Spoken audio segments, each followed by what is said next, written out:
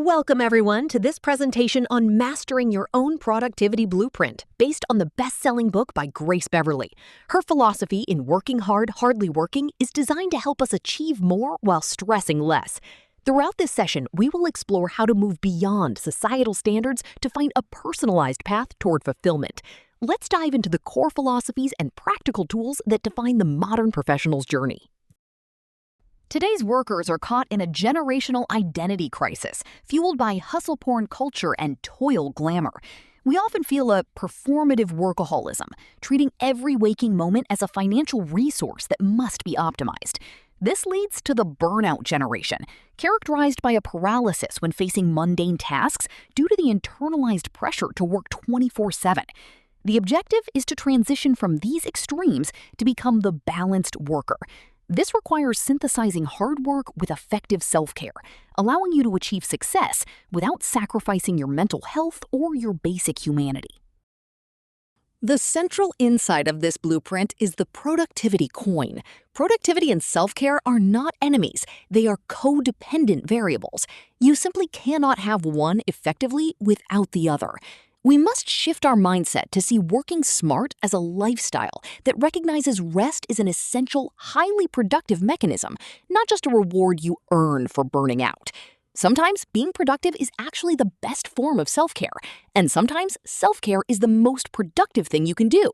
By embracing both, we stop treating ourselves like machines and start respecting our complex human limitations. To become a balanced worker, we must prioritize working smart over merely working hard. Efficiency means performing tasks in the most economical manner, while effectiveness means doing the specific things that actually get you closer to your goals.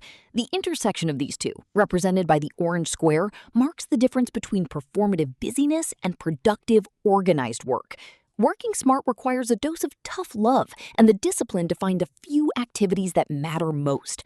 By focusing on results rather than hours logged, you gain back time for both meaningful work and essential play. Traditional to-do lists are often just a procrastination cover-up that creates a tick-tick-ticking anxiety. We must replace them with the to-do table, TDT, to categorize work by depth and duration.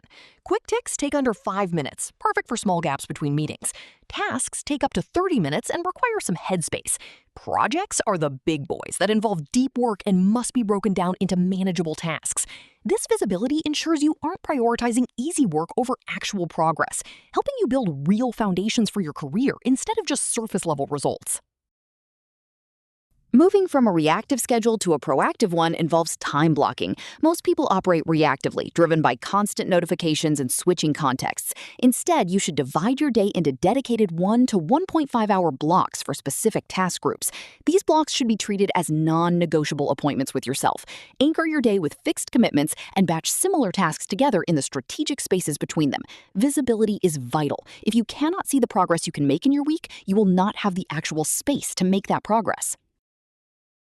To maximize your time blocks, you must distinguish between shallow and deep work. Shallow work consists of non-cognitively demanding logistical tasks like admin and quick replies. You should batch these heavily so they don't consume your entire day. Never start your morning with the admin demon. Deep work is distraction-free concentration that pushes your cognitive capabilities to their limit to create new value. You must guard these blocks ruthlessly, preventing instant gratification from interrupting your flow.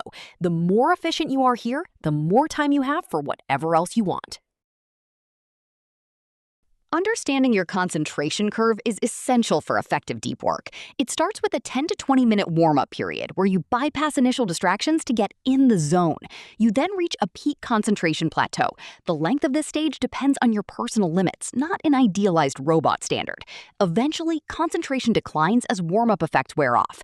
You must learn your own working habits, such as when you are naturally most creative, and block your schedule accordingly. If you feel a lag coming on, it is often better to recharge than to continue producing low-quality work. While we often talk about burnout, its cousin, bore-out, is just as damaging. It occurs when you aren't challenged enough by your tasks. Escaping both requires reaching a flow state. This state is achieved when your skill level perfectly matches a high challenge level. The three ingredients of flow are clear, attainable goals, strong concentration, and an intrinsically rewarding activity. When in flow, you lose track of time and feel fulfilled by the process itself. You can foster this by incorporating micro-passions, small tasks you love, into your daily routine to help you self-actualize over time. Grace utilizes a simple formula for sustainable daily success. Rituals plus habits equals overall routine. Rituals are conscious rules facilitated by discipline, such as waking up early for a stretch or tackling your hardest task first. Habits are subconscious actions on autopilot, like making your morning coffee. Your overall routine is an evolving accumulation of these elements. It acts as a backup engine that kicks in when your motivation inevitably fails. A good routine should be uniquely yours, based on your preferences, to keep you productive and happy rather than driving on empty. To design your personal routine engine, you need to conduct a routine audit. This involves asking yourself 4 key questions. When is your energy naturally highest? Which habits cause you anxiety? Where is the friction making it hard to generate quality work?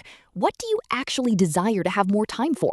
By analyzing how your work affects you and vice versa, you can do more of what makes you productive and less of what doesn't.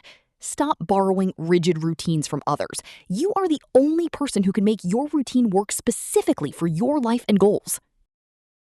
We need to reframe our view of rest. It is fuel, not a reward for burnout. Grace uses the electric car metaphor. We cannot be refueled instantly like a petrol car.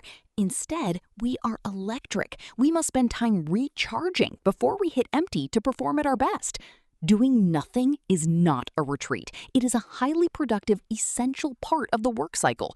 If we don't engage in effective self-care, it will show in the diminished quality of our work and our mental health. Recharging equips us with the energy we need to keep going sustainably. The no days off mentality is a harmful glorification of burnout culture. It starts with performative workaholism, where workers ignore human limits for a badge of honor. This leads to eroded boundaries, making it impossible to separate days on from days off. Consequently, quality diminishes. Even if you log long hours, output quality drops because limits aren't respected. Finally, you reach real burnout, a draining, unproductive state that damages mental health. We must realize that burnout is not pretty or glamorous. It is a sign that we have failed to manage our most basic human needs. To realistically have it all, you must first define what your specific all actually is. The process starts with an audit. What 5 things do you spend most of your time doing? Next, align. Are these things in line with your own goals, or are you feeding other people's expectations? Finally, carve space. Time management isn't just for tasks. You must deliberately map out time for micro-passions so they become sacred. Your life pie chart will readjust daily and seasonally, but the goal is a realistic and deliberate distribution that leads to genuine fulfillment. Mastering self-care means knowing when to step back from 3 different types of work. Occupational work involves stopping tangible output and professional problem solving. Social work means relieving yourself of the pressure to be on at large gatherings. Emotional work involves pausing your role as the constantly caring friend or family mediator. Sometimes self-care is a dinner party, sometimes it's doing absolutely nothing at all. You must diagnose which pillar is depleted to know how to recharge effectively. Recharging isn't optional. It is the only way to keep your sanity ship sailing.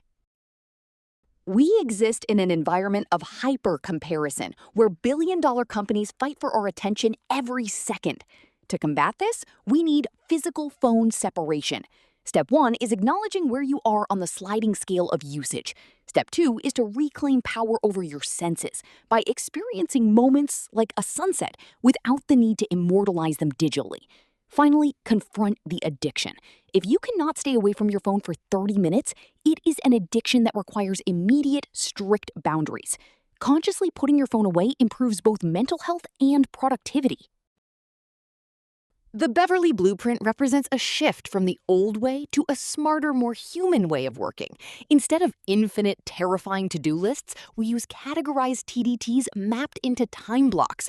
We move from performative busyness to deep work zones, protected by strict boundaries. We reject the idea that rest is a reward and accept that rest is biological fuel, treating ourselves like the electric cars we are. Ultimately, we stop measuring success by hours at a desk and start measuring it by the combination of effectiveness, efficiency, and self-actualization. This is how we build foundations for a fulfilling career. In conclusion, Grace reminds us that cutting corners is smart as long as you're not hurting anyone. If you can get there quickly and with less effort by doing things cleverly, you should enjoy it more, not feel like an imposter. Life is a series of good luck and hard work. Your job is to set your direction, protect your peace, and aggressively celebrate your own wins. Remember that you are the only person who can truly define what success looks like for you. Go out and start building a working life that actually works for you.